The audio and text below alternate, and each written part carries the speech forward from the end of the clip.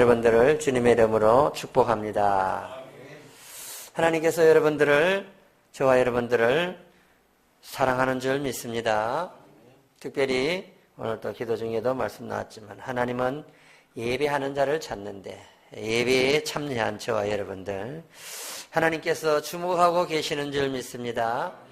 여러분의 범사가 여러분이 하는 모든 계획이 주 안에서 잘 이루어져 갈 줄 믿습니다. 계속해서 이제 막바지에 있는데요. 예수님의 친동생 유다에 의해서 쓰여진 비록 한 장밖에 되지 않는 이 유다서지만 그 위치적으로 볼 때 지금 시대적으로 좀 우리에게 맞는 이런 메시지가 있는 건 아닌가 하는 생각으로 기도하면서 준비한 말씀이 오늘 본문입니다. 그래요. 당시에만 사실 그 이단자가 있고 그때만 이 말씀으로 잘 권면하고 또 세우면 문제가 없을 것 같은데 사실 예수님이 재림하는 그 순간까지 어쩌면 이단은 계속해서 새로운 이단이 세워졌다가 또 사라지기도 하고 아니면 그 이단이 또 계속해서 지속되어 가기도 하고 뿌리는 어쨌든 이 당시에 있었던 그 뿌리가 계속해서 오늘까지 오고 있는 것을 우리가 알게 됩니다. 이단은 말 그대로 끝이 다르다라는 그런 말 뜻이잖아요. 끝이 다르다. 비슷하게 출발되어지는 것 같은데 사실은 다른 것에서 출발이 되어지잖아요. 다분히 생명에서 출발되어지면 그것은 생명의 열매를 맺게 되지만 생명 아닌 것에서 생명과 비슷하지만 전혀 생명이 없는 그래요. 다음 주면에 설명절인데요. 말 못하는 이런 귀신에게 절을 하잖아요. 마찬가지로 비진리는 생명이 없습니다. 생명 없는 것에서 출발하기 때문에 이단은 결국은 그 끝이 비슷하게 계속 가는 것 같지만 여러분 그 끝은 지옥과 천국이라고 하는 극명하게 나타나는 이 현상이 하늘과 땅이라는 사실을 우리는 알게 되는 것입니다. 저와 여러분은 비록 신앙생활을 하다가 보면 어쩌면 참 의심도 생겨나고 믿음이 연약하여져서 때로는 원망도 생겨나고 이런 신앙생활을 꼭 해야 될까라는 이런 도전적인 생각도 사실은 들게 되지만 궁극적으로 보면 하나님께서 한번 이렇게 선택한 우리 하나님의 백성을 결코 포기하지 아니하시고 끝까지 권고하시며 다시 돌아오기를 기다리고 결국은 믿음의 자리에서 다시 회복되어지기를 원하시는 것이 하나님의 은혜요 사랑인 것을 우리가 알게 됩니다. 그렇습니다. 오늘 저와 여러분은 본문 속에서 비록 짧은 이 두 구절이지만 이 두 구절 속에서 우리에게 주시는 그 교훈을 함께 받고자 하는 것입니다. 오늘 주시는 말씀 보면 사실은 그 21절부터 계속 끝 후렴과 같은 말씀이 나오고 있는데요. 그게 뭐냐 하면 긍휼을 기다리라. 긍휼히 여기라. 긍휼히 여기라. 긍휼을 계속 말씀하고 있어요. 21절에는 긍휼이 사실은 명사로 이루어져 있지만 22절과 23절은 명사가 아니고 그 긍휼이 동사로 이루어져 있는 것을 우리가 원어를 찾아보면 알게 됩니다. 그래서 22절, 23절 하반절에 나와 있는 긍휼히 여기라 라는 말씀으로 함께 은혜를 나누고자 합니다. 긍휼히 여길 수 있는 마음. 여러분 긍휼은 누가 사실은 여길 수 있느냐? 이 하나님의 속성이라는 게 있어요. 속성. 하나님의 성품이라고 말을 하는데요. 이 하나님의 속성을 보면 공유적 속성과 비공유적 속성이라는 게 있습니다. 들어보셨는지 모르겠지만 이 하나님이 인간에게도 준 이런 마음, 성품이 있어요. 그걸 가지고 공유된다 해서 공유적 속성이라 그래요. 그런데 하나님에게만 있는 고유한 이런 성품이 있어요. 그것을 비공유된다. 인간과 공유되지 않는 이런 속성이 있는데요. 사실은 이 긍휼이라고 하는 이 단어도 어쩌면 하나님에게만 적용될 수 있는, 하나님이 인간을 향하여 이렇게 베풀 수 있는 이런 성품 중에 하나의 단어이지만, 인간과 인간 관계에서도 이 긍휼을 입은 자들이 이 긍휼을 여길 수 있는 이런 마음을 우리에게 주셨다라는 거예요. 인간은 이렇습니다. 거룩할 수가 없어요, 사실은. 왜냐하면 하나님이 아니시기 때문에 우리는 거룩은 되지 않지만 거룩을 향하여 나아갈 수는 있어요. 원래는 거룩한 성품으로 만들어졌는데 아시다시피 범죄함으로 말미암아 이 거룩이 끼어져 버렸어요. 사실은 우리가 긍휼히 여길 수 있는 마음이 있었지만 긍휼히 여길 수 있는 마음이 끼어진 거예요. 왜냐하면 죄를 지었기 때문에 원래 하나님의 태초의 그 성품들이 상실되어진 거예요. 근데 그 상실이 회복되는 길이 바로 예수님을 나의 구주로 영접하는 순간에 어느 정도 완벽하게는 이루어질 수 없다 할지라도 그런 비슷한 모양으로 갖춰갈 수가 있게 되는 거예요. 그래요. 기독교 교리 가운데 중요한 교리 중에 하나가 성화라는 게 있습니다. 거룩한 몸으로 변화되어 간다는 거죠. 그래요. 거룩한 몸은 아니지만 우리가 거룩을 향하여 그렇게 변화되어 가는 이 과정이 있다는 거예요. 그렇습니다. 우리가 이 땅에 사는 동안에 우리가 신앙생활을 하는 이유가 있다면 그것은 바로 상실된 그 하나님의 성품, 이 거룩을 이렇게 만들어가는 거예요. 그게 성화라는 말인데요. 그래서 예수님이 오시면 이렇게 거룩하게 자신을 쳐서 날마다 이 하나님의 성품으로 닮아가려고 애쓰는 자들이 이제 예수님이 재림하는 그 순간에 영화로운 몸으로 변화되는 거예요. 그래요. 그것이 바로 완성의, 구원의 완성이고, 이제 하나님의 나라로 이제 그 이긴 자들에게 주어지는 흰옷이 있어요. 흰옷. 그게 이긴 자에게만 주어지는 것이죠. 그래서 흰옷을 입지 않으면, 희다라는 말이 뭐겠어요? 깨끗하고 거룩함을 의미하잖아요. 그 옷을 입지 않으면 예복을 갖추지 않았기 때문에 혼인잔치에 들어갈 수가 없어요. 그러니까 마지막 때가 되면 이제 우리는 신령한 몸으로, 영화로운 몸으로 변화되어서 이제 공중에 올라가서 신랑 되신 예수님, 어린 양의 혼인잔치에 들어가게 되는 거예요. 그때가 이제 재림하면 게임 오버가 되는 그 과정인데요. 그렇습니다. 이 긍휼이라는 말을 이제 설명하다 보니까 곁가지로 조금 나갔지만 기초적으로, 기본적으로 알아야 할 중요한 기독교 교리이기 때문에 잠시 말씀을 드린 것입니다. 그래요. 우리는 사실은 긍휼함을 받을 수 있는 존재지 사실은 우리가 긍휼을 여길 수 있는 그런 사람은 아니다라는 거예요. 죄 때문에 그랬다는 거예요. 그런데 우리가 긍휼함을 받았기 때문에 그 받은 것 다는 줄지 못하지만 그 받은 그 긍휼함을 우리는 얼마든지 나누어 줄 수는 있다라는 사실이에요. 어떻게 이렇게 나누어 줄 수 있는가? 우리가 그냥 가만히 있으면 나눠 줄 수 있는 것이 아니에요. 날마다 거룩한 몸으로 성화되어 가기를 갈망하며 나아갈 때 채워진 그 거룩함을 가지고 채워진 그 긍휼을 받은 그 긍휼을 나누어 줄 수가 있게 되는 거예요.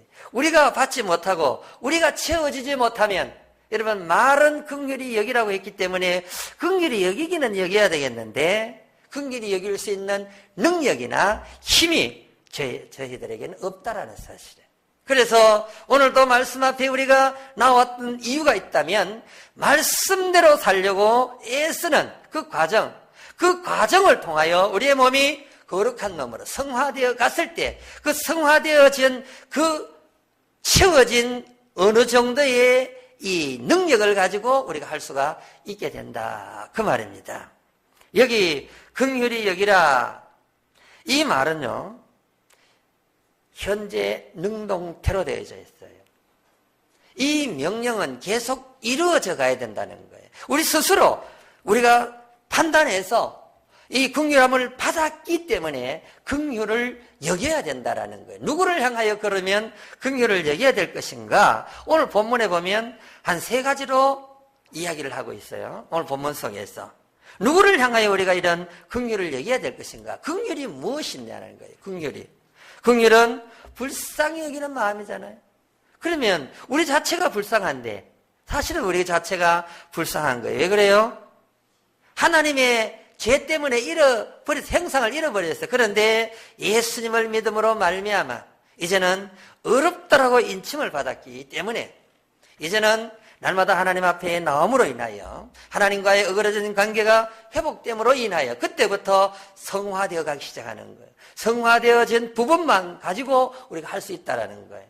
완벽하게 영화로운 몸이 되어지지 않았기 때문에 하나님이 우리를 향하신 그 긍휼함을 그대로 인간에게 줄 수는 없지만 그러나 그 긍휼함을 받았기 때문에 어느 정도 회복된 그 긍휼을 가지고 우리가 무슨 사람들에게 나누어 줄 수가 있게 된다.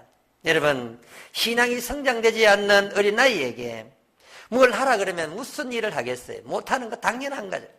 그렇습니다. 신앙이 성숙되지 않는 자는 하나님의 교회에 무슨 일도 할 수가 없듯이 하나님의 명령 앞에 그 명령은 알 수는 있지만 그것이 우리 속에서 성화되어지지 아니하고 삶이 말씀이 우리 속에 들어와서 육화되어지지 않으면 성육신되지 않으면 그 말씀이 우리 속에 성육신되어지지 않으면 변화되지 않으면 우리는 아무것도 그 말씀 앞에 실천하기란 불가능한 것입니다. 원래 불가능하게 되어 있기 때문에 그런 거예요. 우리는 다 쥐 아래 놓여 있는 거예요. 그래서 우리가 왜 이렇게 말씀 안에 나와서 말씀을 순종하고 말씀대로 살려고 애를 쓰느냐? 그렇게 살지 않으면 하나님의 그 명령대로 살 수가 없기 때문에 그런 거예요. 왜 이렇게 우리가 하나님 말씀 앞으로 나가야 되는가? 우리가 능력을 받아야 되기 때문에 그 능력을 받지 않으면 우리가 말씀대로 순종하기란 있을 수가 없는 거예요. 이런 것입니다. 이치적으로 아는 것으로는 우리가 실행할 수가 없어요. 경건의 모양은 있으나 경건의 능력을 나타낼 길이 모연합니다. 왜 그럴까요? 힘이 없기 때문에 그런 거예요. 왜 힘이 없을까요? 말씀대로 살려고 애쓰지 않았고 그래서 그 성품이 변화되지 않았는 그 성품으로는 아무것도 할 수가 없다는 사실입니다. 교회 오래 다녔다고 이 성품이 변화됩니까? 절대로 이 성품이 변화될 수가 없습니다. 시각각으로 이 악한 세력이, 죄악의 세력이 강력하게 도전해 오고 있는데 이게 우리의 성품이 날마다 하나님 앞으로 나가고 복음 앞에서 내가 순종하지 못하고 말씀에서 변화되지 않는 이 능력으로는 아무것도 그 말씀대로 살 수 있다는 것은 불가능한 일이에요. 애초에 그렇게 되어 있다는 거예요. 여러분, 바라옵기는 말씀 앞에 여러분을 쳐서 순종시킬 수 있기를 주님의 이름으로 축복합니다. 왜 여러분에게 능력이 나타나지 않을까요? 말씀대로 살려고 자기를 쳐서 복종시키지 못했기 때문인 거예요. 여러분, 말씀대로 살려고 훈련시키지 않았다라는 거예요. 세상에 여전히 나가면은 여지없이 주저앉아 버리고 세상과 타협할 수밖에 없는 이런 상황 속에서 적당히 그냥 조리에 따라서 흘러간다면 수십 년을 살아도 여러분, 직분이 여러분의 능력을 갖다 주는 것이 아니에요. 신앙의 연수가 여러분의 능력을 갖다 주는 것이 아니라 이 능력은 변화된 인격을 통하여 능력이 나오는 것입니다. 이 변화된 능력은 무엇으로 이루어질까요? 말씀으로 살려고 애를 써야 되는 거예요. 변화시키지 않으면 불가능하다는 거예요. 말씀을 아는 것으로 성경을 읽는다고 되어지는 것이 아닙니다. 성경을 읽는다고 성경 공부한다고 여러분의 내게 능력이 임한다라는 것은 불가능한 일입니다. 그 능력은 끝없이 말씀 앞에 나를 쳐서 복종시키고 변화시키려고 하는 이런 훈련의 과정이 이루어지지 않는다면 여러분 불가능한 이야기다라는 거예요. 여러분, 제 말이 틀렸다면 여러분 공격해와도 설교를 마친 후에 공격해와도 제가 받아들일 수가 있습니다. 제 말이 지금 틀리는 말을 제가 하고 있다면 여러분 공격을 해도 얼마든지 제가 받을 수가 있습니다. 여러분의 변화된 인격이 없이는 여러분 모양은 얼마든지 할 수가 있어요.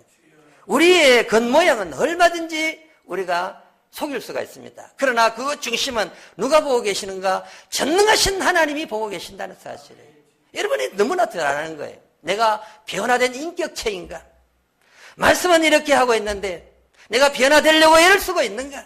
나는 과연 얼마나 말씀 앞에 내가 훈련시키고 있는가? 날마다 하나님을 가까이 나아가면서 세상과 분리된 삶을 살려고 얼마나 내가 애를 쓰고 있는가? 이 죄악의 세력이 강력하게 도전하고 있는 이와 같은 현상 앞에서 내가 주저앉지 않고 물러가지 아니하고 말씀대로 싸워서 이겨야 되겠다라고 하는 이런 결단이 서지 않으면 하나님은 여러분의 편이 절대로 될 수가 없습니다. 하나님이 여러분의 편이 되어지지 않았는데 여러분의 능력과 여러분의 힘으로는 아무것도 이룰 수 없다는 사실을 믿음으로 고백하시기 바랍니다. 그 고백 위에서 그때부터 이제 시작이 되어지는 게 훈련이. 그렇습니다. 이제 이 긍휼하심을 여기라고 말하는 이 긍휼하심. 그리고 우리가 아는 것에서 만족하지 마십시오. 이렇게 할 수 있도록 애를 써야 되는 거예요. 무엇으로? 나의 능력으로는 불가능하기 때문에 하나님 앞에 나와서 나를 내려놓고 그 말씀 앞에 순종하려고 애를 쓸 때 그때의 능력이 나타나는 것입니다. 적당히 타협하고 멀찍이 따라가고 사람들이 많이 가는 곳에 그냥 섞여서 가려고 하고 여러분 거기는 아무런 능력이 나타날 수가 없습니다. 적당이라는 있을 수가 없는 거예요. 단호하게 결단하지 않으면 신앙은 그것은 죽은 신앙이 될 수밖에 없어요. 아무런 가치 없는 신앙이에요. 기독교의 신앙은 능력 있는 종교여야 합니다. 그 능력 있는 종교는 어디서 나오는가? 십자가의 보혈 이외에는 이와 같은 능력이 나타날 수가 없어요. 그 보혈의 능력을 힘입지 않고는 여전히 우리는 세상의 가치관 앞에 주저앉고 손을 잡을 수밖에 없다는 사실. 그래요. 이렇게 말합니다. 22절. 긍휼히 여길 자가 어떤 자인가?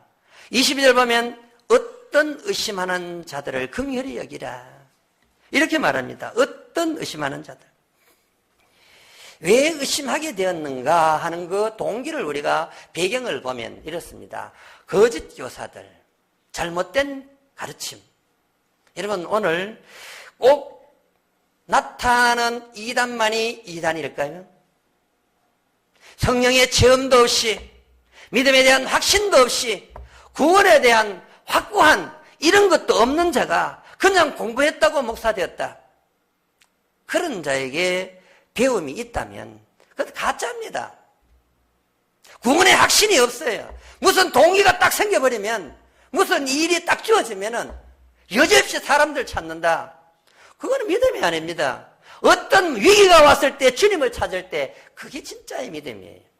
그런데 어쩌면 목사가 이럴 수도 있다는 거예요. 보여지는 현상이 너무나 급박하고 이건 도저히 어쩔 수 없길래 그래서 영향력이 있고 힘 있는 자를 찾아간다.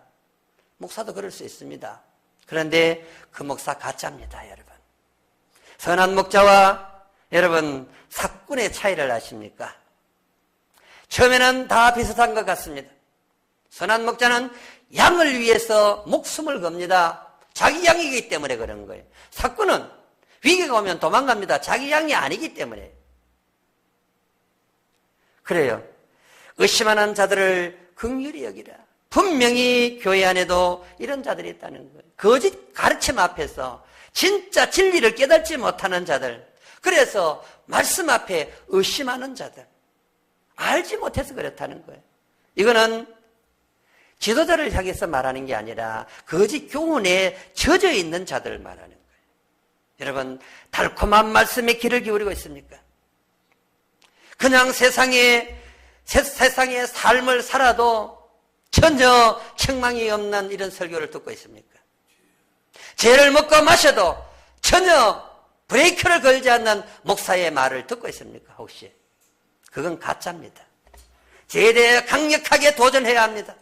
세상과 완전히 분리된 말씀으로 나아가도록 책망하지 않는다면 그건 목사 가짜입니다. 왜냐하면 자기가 그렇게 살기 때문인지도 모릅니다. 그런 자는 자기만 지옥 가는 게 아니죠. 많은 사람들을 같이 지옥으로 끌고 가는 거예요.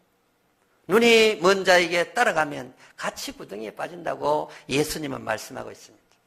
이 시대에 진짜 죄를 책망하는 이런 설교가 얼마나 나올까? 저도 인터넷을 통해서 수도 없이 설교를 들어봅니다. 왜 이럴까요? 큰 교회, 작은 교회 할 것 없이 다 들어봅니다. 왜 들을까요? 이 시대의 흐름을 알기 위해서 그러는 거예요. 과연 어디로 흘러가고 있는가? 이 흐름 속에서 내가 서야 할 위치가 무엇인가?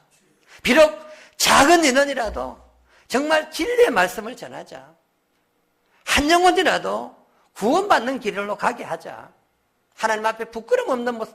제가 부끄럽지 않다는 게 완벽해서 그런 게 아니에요. 제가 완벽합니까?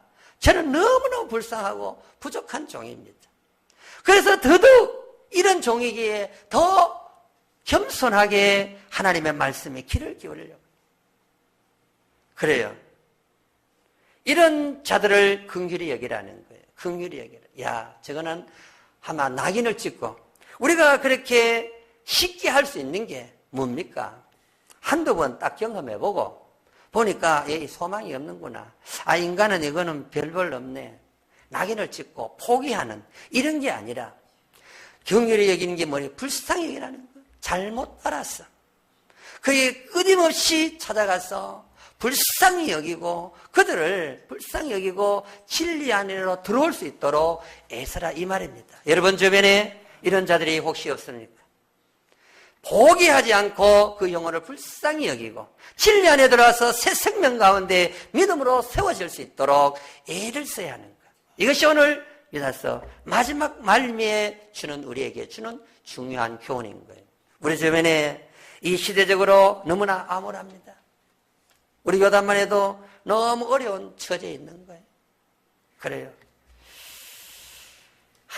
성도들이 잘못되었는지 아니면 지도자가 잘못되었는지 어쨌든 간에 지도자도 잘못된 부분이 있고 성도들도 잘못된 것을 보게 됩니다. 이런 이야기 들어서 정말 죄송한데요. 교회가 부흥되지 않는데 부흥이 안 일어나는 이 시대예요. 교회가 자꾸 세워지는데요. 버젓이 성도들이 있는 거예요. 수평이 되는데요. 왜 이런 일이 일어날까? 좋은 현상이 아닙니다. 성도들이 목회자를 싫다고 내보내는데요.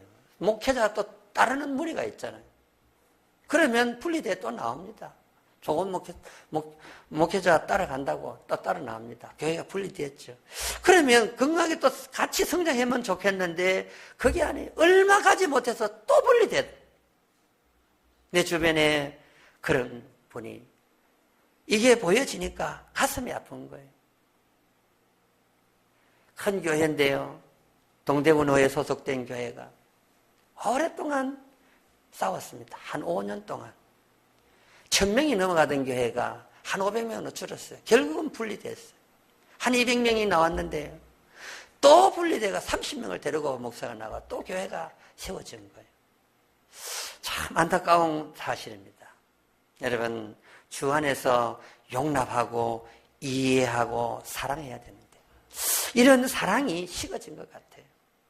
자기의 욕심을 위해서 일한다면 여러분 우리가 신앙생활 목회자든 병신도든요. 자기의 욕망을 채우기 위해서 신앙생활을 한다면 그보다가 더 불쌍한 일이 있을까? 저 개인적으로 그런 생각이 들어요. 저 목회자지만 정말 하루를 살아도 정말 주님 앞에 말씀 아닌 육적인 생각으로 산다면 내가 하나님 앞에 설 수 없다라는 생각을 해요. 그렇다고 육적인 생각이 끊임없이 올라오지 않느냐? 그렇지는 않습니다. 때로는 육신적인 생각이 나를 사로잡아요. 그때일수록 더욱 말씀 앞으로 가까이 갑니다. 그래요. 마음에 동요가 일어나면 말씀을 많이 읽어요. 그러면 힘이 생기고 하나님의 그 음성을 듣기 시작하는 거예요. 그 일밖에 없어요. 말씀 가까이 나오는 일밖에 더 있겠어요. 현상 앞에 너무 힘이 없어 주저앉을 때 저는 끊임없이 말씀을 봅니다. 어떨 때는 200장 이상 읽어 성경을. 쉬운 일이 아니잖아요. 몇 시간 동안 성경을 봐야 돼요. 그러면서 힘을 얻게 되는 거예요. 아, 하나님의 위로를 어디에서 찾겠어요? 말씀에서 찾아야 되잖아요. 뭐 기도해서 그렇게 이야기하면 좋겠어요. 특별 계시가 있어가지고 김 목사야 이제 됐다. 이렇게 직접 좀 이야기해 주면 좋겠는데 지금은 사실은 특별계시가 끝났잖아요. 그래요. 아직까지 하나님의 음성을 듣는다? 위험합니다. 특별계시가 계시로서 이 창세기부터 요한계시록까지 다 이루어졌는데 새로운 말씀이 필요하다라고 말한다면 그건 이단이 되어버리는 거예요. 뭐 환상 중에 어떤 깨우침을 줄 수도 있고 꿈 속에서 어떤 가르침이 있을 수는 있습니다. 그런데 그 자체가 잘못된 것은 사실 아니에요. 그러나 항상 하나님의 음성을 들으면서 그 음성대로 따라다닌다? 그거 가짜입니다, 여러분. 그런 시대가 아니에요, 지금은. 말씀 안에서 분명히 하나님께서 말씀하실 수가 있는데 성경 안에서 하나님의 음성을 듣지 못한다면 특별한 이런 어떤 계시를 통해 듣겠다. 여러분, 그건 이단입니다. 가짜입니다. 예외는 있다라고 제가 분명히 말씀드렸어요. 있을 수가 있지만 그것을 쫓아가는 것은 이단이 되는 거예요. 늘 그렇게 듣는다. 아니에요. 여러분, 그렇습니다. 우리가 이렇게 사노라면 그래요. 긍휼히 여겨야 할 부분에서 긍휼히 여기지 못할 때 무엇 때문일까요? 내 내면 하에서 말씀에 대한 확신이 없고 구원에 대한 확신이 없고 하나님의 그 능력이 임하는 것을 느끼지 못하고 무엇 때문일까요? 내가 하나님 앞으로 나아가지 못한 이유입니다. 다른 거 없어요. 답은 딱 그거밖에 없습니다. 그렇게 나아가기 위해서는 어떻게 될까요? 끊임없이 하나님의 말씀 가까이 나와야 합니다. 말씀을 읽으십시오. 말씀을 묵상하십시오. 하나님의 음성을 듣기를 갈망하십시오. 그러면 하나님께서 여러분에게 가장 좋은 말씀으로 확답해 주실 것입니다.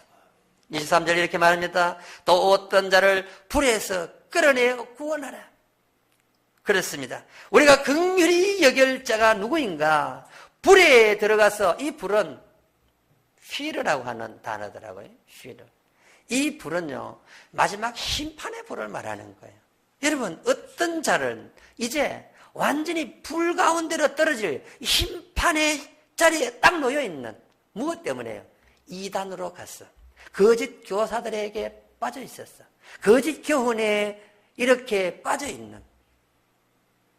끝이 뭐겠어요? 이단은 지옥불로 떨어지잖아요.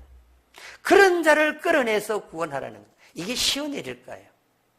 왜 우리가 전도를 해야 될까요? 여러분, 하기 좋은 말로 이렇게 말합니다. 거리 전도 지금 안 된다. 축구 전도 안 된다. 그럼 뭘 할 거예요? 관계 전도 하루아침에 됩니까? 나가다가 사람을 만나야 관계가 이루어지는 거죠. 그래서 전도가 안 된다고 모두가 앉아서 가만히 있는 거예요. 가만히 있으면 전도가 됩니까? 나가다 보면 사람을 만나다 보면 교회가 좋은 소문이 나고 그래서 끊임없이 나가는 거예요. 그래서 우리는 축구 전도를 하는 거예요. 끊임없이 전도지 준다고 전도되나? 그래도 교회를 알리고 그래도 전도해야 돼. 그러다가 한 영혼이라도 구원한다면 그게 하나님이 기뻐할 일이기 때문에 가만히 앉아있다고 오기만을 기다린다고 그게 이루어집니까? 이제 불심판이 떨어져서 지옥으로 가야 될 사람들이 있는데 그냥 놔둬가 되겠냐는. 듣지 못하여서 그렇게 떨어진다면 그게 누구의 죄일까요? 저와 여러분의 죄가 아닐까요? 하나님 앞에 네가 절하지 못해서 들어야 할 그가 복음을 듣지 못했다라고 말을 한다면 네가 전도지를 주지 않았기 때문에 그가 그걸 읽지 못했어 라고 한다면 그보다가 더 큰 책망이 어디 있겠냐는. 그러니 우리는 때를 얻든지 못 얻든지 복음을 전해야 되는 거예요. 할렐루야.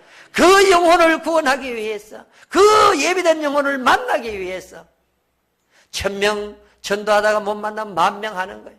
10,000명 만나도 못 만나면 20,000명 하면 되는 겁니다. 끊임없이 해야 됩니다. 그래서 하다 보면 사람을 만나게 되는 거예요. 그래요. 제가 천을산에 올라가서 전도지를 주고 거기까지 올라가서 복음을 전합니다. 전에 받았다는 거예요. 저는 몰라요. 왜냐하면 많은 사람들에게 주잖아요. 주는데 그분이 전에 주셨잖아요 이러더라고요. 저는 잘 모르는데도 그렇습니까? 한번 오십시오. 예수 믿고 같이 천국 가십니다. 하나님 복 받으시다. 예수 믿어야 됩니다. 더 어렵게 이야기할 거 있겠어요? 한번 오가서 복음 듣고 하나님이 은혜 주시면 구원의 길로 가는 거 아니겠어요? 딴 거 어렵게 생각할 거 없습니다. 그래요. 그래서 교회가 왜 이렇게 우리 교회가 초청잔치를 하는가? 그것도 뭐 많은 부작용이 있다 이런 저런 그가 한 번 오는 게 아니에요. 초청 주일 때만 와도 1년에 몇 번은 오잖아요. 그러다 보면은 복음이 들을 수 있는 기회가 됐잖아요. 그러면 듣다가 회개하고 돌아오면 한 영혼도 구원하면 하나님 앞에서 얼마나 덜 부끄럽냐는 거예요. 지옥의 불이 떨어지고 있는데 우리가 복음을 전하지 않을 수가 없는 거예요. 그들을 어떻게 하라고요? 불에서 끌어내어 구원하라. 어떤 마음으로? 긍휼히 여기는 마음으로. 그래요. 불쌍히 여기는 마음으로. 여러분, 지옥으로 떨어지고 있는 형제가 있는데, 지옥으로 떨어지는 이웃이 있는데 불쌍히 여기는 마음이 없습니까? 그렇다면 여러분, 하나님의 긍휼을 받았는지 의심해야 합니다. 긍휼히 여김을 받았다면 당연히 이 불쌍한 영혼을 보면 긍휼히 여기는 마음이 생겨나야 되는 거예요. 그래서 전도할 마음이 생겨나야 되는 거예요. 그렇지 않습니까? 전도는 그냥 아무나 하는 게 아니고 은사를 받은 자만 하는 겁니까? 마귀가 가져다주는 속삭임입니다. 속지 마십시오. 우리는 무조건 전도해야 돼. 이게 우리의 사명입니다. 그러다 보면 때가 되면 하나님께서 그 열정과 그 중심을 보시고 때가 되면 채워주시고 때가 되면 하나님께서 좋은 소문 나게 하고 하나님이 그렇게 역사에 가실 것입니다. 지금은 너무나 강박한 시대예요. 그래요. 그러나 끝까지 우리가 복음을 붙잡고 믿음으로 살려고 애를 쓰고 노력하면 하나님의 감동을 받는 거예요. 하나님의 감동 안 되는데 여러분 진노를 내리기로 결정을 한 그 가운데도 하나님 앞에 그 긍휼을 구하고 그 음식을 선포하고 기도하면 하나님이 뜻을 바꿨다라는 이런 성경 구절이 얼마나 많이 등장하는지 몰라요. 그래요. 하나님이 진노를 내리기 직전에 뜻을 바꿀 수 있는 그걸 우리가 해야 되는 거예요. 그렇습니다. 마지막으로 보면 이렇게 말합니다. 육체로 더럽힌 옷까지 미워하되 두려움으로 긍휼히 여기라. 그 육체로 더럽힌 옷까지도 미워하지만 육체의 옷, 육신적인 옷을 입고 사는 자들을 말하잖아요. 그 다분히 자기의 욕망대로 사는 거예요. 교만에 찌들어 있습니다. 옹고집 때문에 도저히 불가능해 보이는 그들, 이들을 우리는 불쌍히 여겨야 됩니다. 이런 말이 있습니다. 죄는 묘해도 죄인은 묘하면 안 되잖아요. 그 성품을 보면은, 그 행위를 보면은 정말 밥맛이 없어요.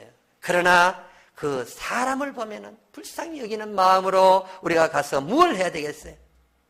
복음을 전해야 돼요. 결국은 그 영혼을 구원하는 일, 그것이 하나님께서 우리에게 하시는 명령의 최후 전선이라는 사실이죠. 그래서 예수님이 이렇게 부활하시면서 명령하신 그게 뭐예요? 딴 것까지 복음을 전하는 거예요. 증인이 되라는 거예요. 그 명령 앞에 우리가 순종하지 않는다면 그 책망 분명히 하나님 앞에 서면 받게 될 것입니다. 그러니까 기쁜 마음으로, 이왕이면 기쁜 마음으로 하나님 앞에 우리가 믿음으로 나아갈 때 하나님의 기쁨이 되어지는 거예요. 이왕 전도해야 된다면 기쁜 마음을 하는 거예요. 때를 얻든지 못 얻든지 해야 되는 거예요. 사람을 구별하면서 하는 게 아니에요. 때와 장소가 필요가 없습니다. 어딘지 가면 기회가 되면 해야 되는 거예요. 그래요. 이 지역에 그래요. 길거리에 있으면은 이제 뭐 저 누리까지 가서 몇 번 갔어요. 얼굴이 많이 익혀졌어요. 그분이 교회를 선택할 때 어디를 하겠어요? 가만히 앉아가지고 인간관계로 전도된다고 그냥 가만히 앉아가지고 있는 사람 그 교회 가겠냐는 거예요. 한 번이라도 오면은 어딜 가겠어요? 주영교회 올라와요. 그래요. 주영교회는 소망이 있는 줄 믿습니다.